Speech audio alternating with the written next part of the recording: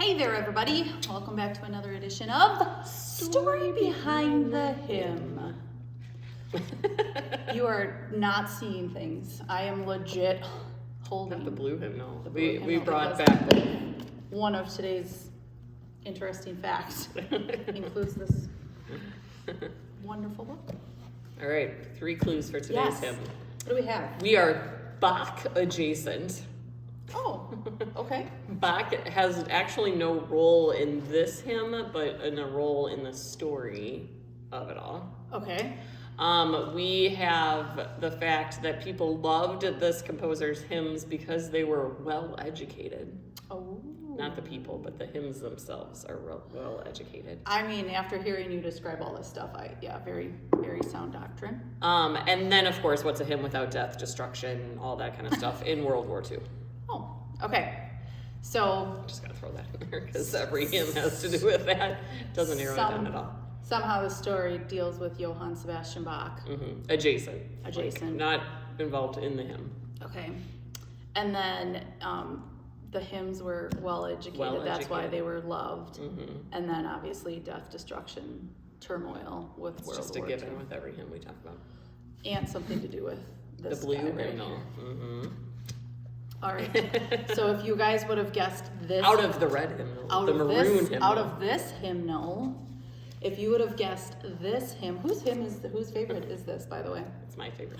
It's Jamie's favorite my hymn. favorite. So hopefully I don't botch it and you'll be like, no, it's not my favorite. Yeah, then I'll sing it and show you how it's done. I'm sure however you do it, it'll be beautiful. Here we go. If you would have guessed It's also like a very complicated hymn to sing, so it's like funny that it's my favorite. Like, yeah, there's a lot moving in here. And a flat. So woohoo. All right. yes, that's what I was going to say. Here we go. Let's try this. If you guys guessed this hymn, you would be okay. God's own child, I gladly say it. I am baptized into Christ. He, because I could not pay it, gave my full redemption price. Do I need earth's treasures many? I have one worth more than any, that brought me salvation free, lasting to eternity. Good job. There's a little bit of a frog in there, but you got the point, right? God's own child, I gladly say it. Hymn 594 in this our hymnal. Yes, because... Yes. Well, no, tell your story you want first. the background and then first? yes. Okay. So this hymn is very old, actually. It's a very, very old hymn. I mean, people are... Yeah, written by Erdmann-Neumeister, who himself was born in 1671, to a schoolmaster and organist. So obviously education and music is very important in his family. He was born in Germany. He studied poetry and he studied theology at the University of Leipzig. Afterwards, then, he actually lectured there for a while. Wow. 2 years later, he became a pastor at Bibra. I'm guessing I'm saying that right. Who knows? Okay.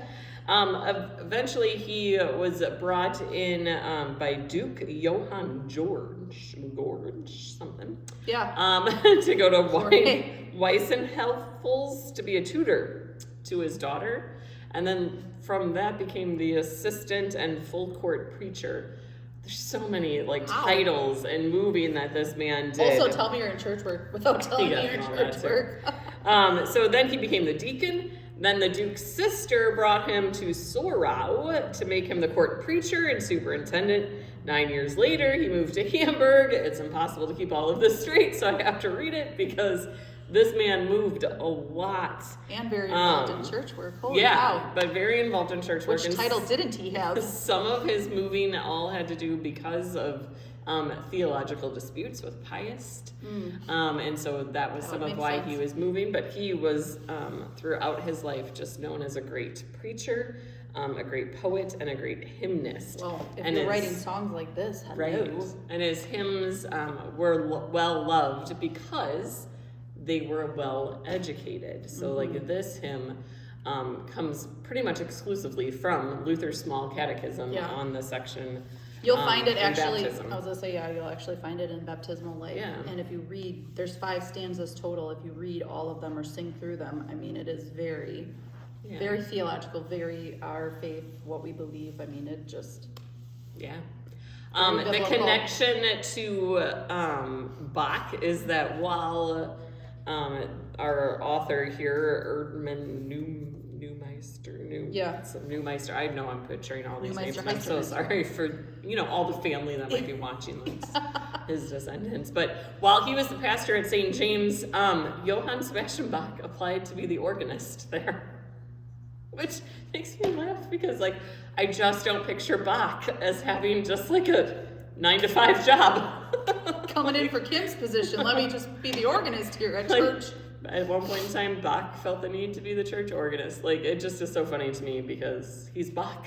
Yeah. Of course, he would be welcome to play anytime he wanted. So other than that, though, that's it. Because Bach did not actually. No, Bach did not compose this. And this was composed by Johann Bachhofen. Yeah. Johann Caspar Bachhofen? I don't know. Bachhofen. Yeah. I should have really taken more languages in my schooling, but I didn't. So. Yep. He actually composed this in 1727. Here's the kicker, though. It was actually not translated in English until 1991. The guy that translated it is still alive. Let me just go in here and find that hymn for us to sing. Oh, but you won't. Guess what? Doesn't exist in here. No, so this hymn... This was the hymnal right before this one. Yeah. So this is the hymnal we grew up with. Right, and this one came out in 2006, 2007. It started being introduced into churches. So we've only had this hymnal not even 20 years yet. And so we have only had this hymn in this English hymnal because it's only been in English since 1991. That's wild. Isn't that crazy to think about? Because we're so used to such deep history with our hymns, and this hymn does have a deep history, just not for us. Yeah, that's crazy to think about. I went half my life without singing this hymn. Yeah. And I was 9 when it was translated into English. Yeah, it's pretty crazy to think about. And yet here we are singing it faithfully. Yeah. Baptismal Sundays, when we're called to be. Yeah, this is one for me that, the first time we sang it, I was like, whoa, I love this hymn. It's a happy hymn. It sounds happy because it's all the, up and downs. That's exactly how it sounds. That's how Kim would explain it.